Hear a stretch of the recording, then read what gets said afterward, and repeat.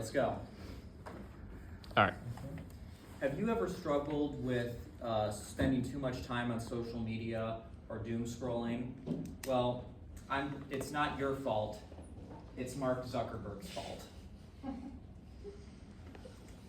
Hi everyone, it's your colleague Holden, and you know me from my love of history, but today I'm talking about how we can improve our future, the harm caused by social media and what regulations we can have to fix that, and how we can break free from the algorithm.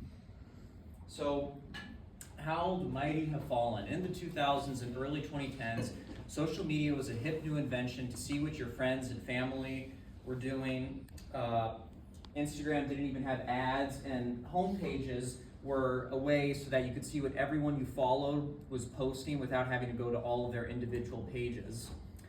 Because of Silicon Valley's desire for more profits, what has emerged since is a monstrosity, an abomination that keeps us hooked for hours on largely meaningless content.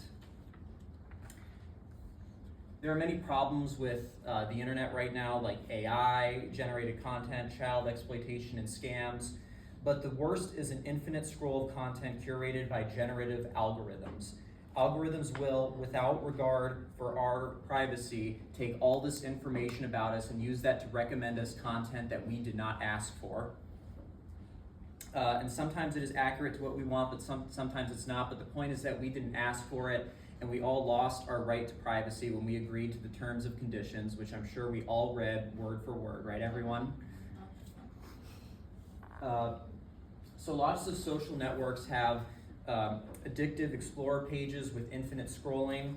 Facebook, Instagram, and Twitter, which are the worst offenders here, they, on their home pages, they mix content from people you follow with recommended content from people you don't follow, didn't ask for. YouTube and TikTok, the home page is all recommended content. You have to go for a few extra clicks to see content from people you are subscribed to or follow. And the social consequences of this are immense. It takes up so many hours that could be used being productive or enjoying ourselves. For instance, $28.8 million in electricity are wasted annually from doom scrolling at work in America. And notice I threw in two specific qualifiers there, so there's probably even more money that's lost in other ways. And this is according to Payless Power, and the same report also noted that doom scrollers are less satisfied with their lives than non-doom scrollers.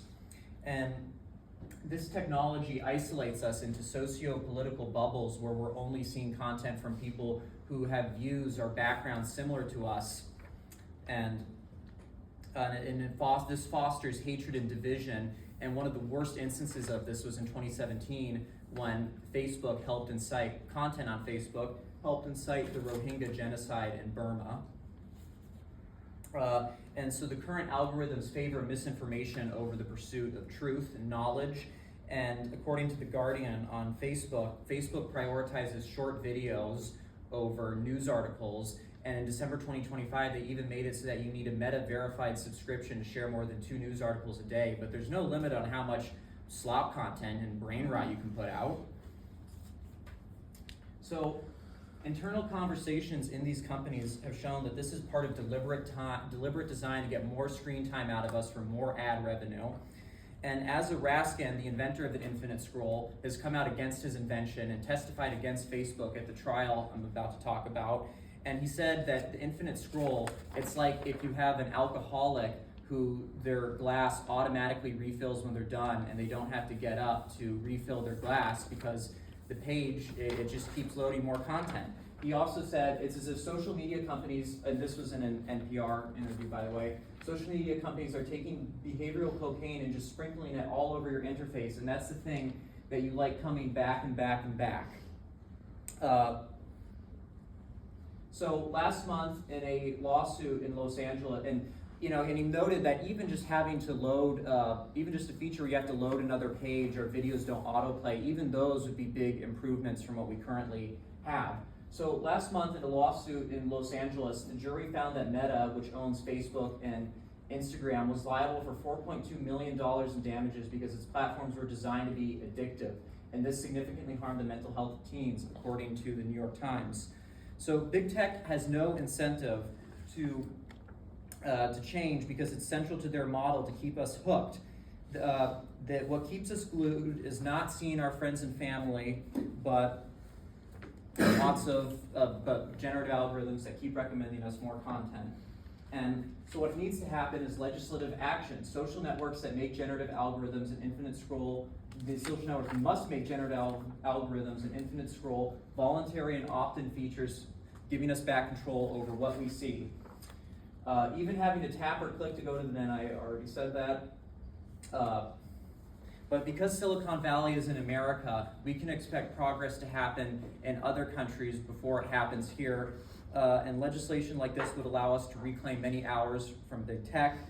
They might counter-argue that people are choosing voluntarily to use their platforms, and also that these would be onerous regulations that would hurt their businesses. However, public interests in health must come before corporate profits. And people choose to smoke cigarettes voluntarily too, but we still recognize it as an addiction and have decided to treat it as such for the purpose of regulating it.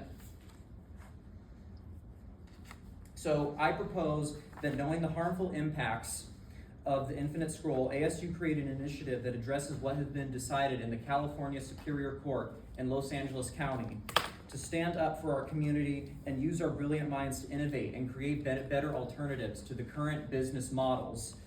It starts here, and we need to hold our politicians accountable and think of their relationships with big tech when we vote, and support legislation to force companies to change social media. Let's change the world.